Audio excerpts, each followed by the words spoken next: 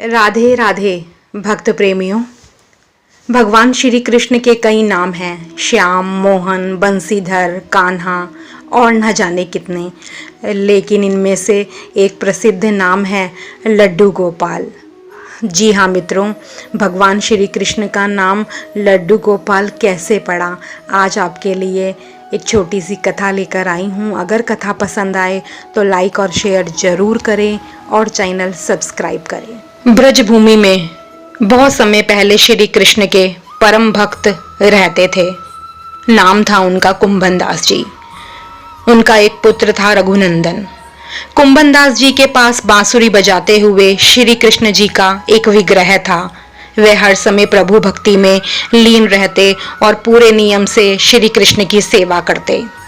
वह उन्हें छोड़कर कहीं जाते नहीं थे जिससे उनकी सेवा में कोई विघ्न ना हो। एक दिन वृंदावन से उनके लिए भागवत कथा करने का न्योता आया।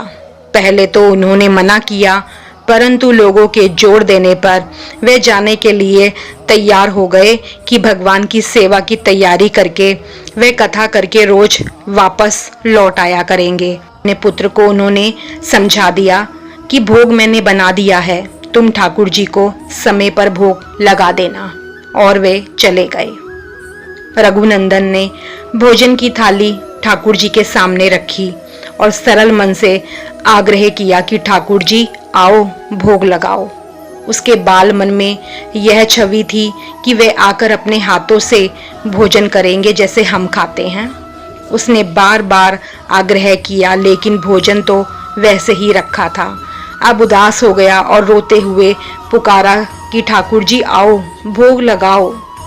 ठाकुर जी ने बालक का रूप धारण किया और भोजन करने बैठ गए और रघुनंदन भी प्रसन्न हो गया। रात को कुंभन दास जी लौटकर आए और पूछा, भोग लगाया था बेटा? तो रघुनंदन ने कहा हाँ। उन्होंने प्रसाद मांगा तो पुत्र ने कहा कि ठाकुर जी ने सारा भोजन खा लिया।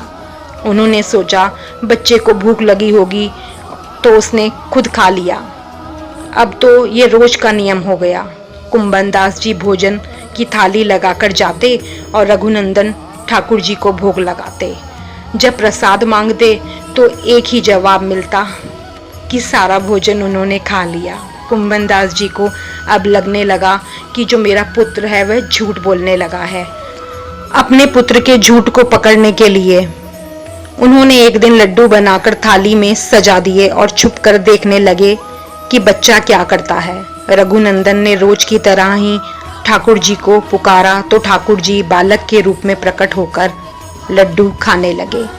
यह देखकर कुंभन दास जी दौड़ते हुए आए और प्रभु के चरणों में गिरकर विनती करने लगे। उस समय ठाकुर जी के एक हाथ में लड्डू और दूसरे हाथ का लड्डू मुख में जाने को ही था कि वे जड़ हो गए। उसके बाद से उनके इसी रूप में पूजा की जाती है और वे लड्डू गोपाल कहलाए जाते हैं। बोलिए लड्डू गोपाल जी की जय। राधे राधे। कथा पसंद आए तो लाइक और शेयर भक्त और भगवान की सुंदर कथाओं को सुनने के लिए चैनल सब्सक्राइब करें।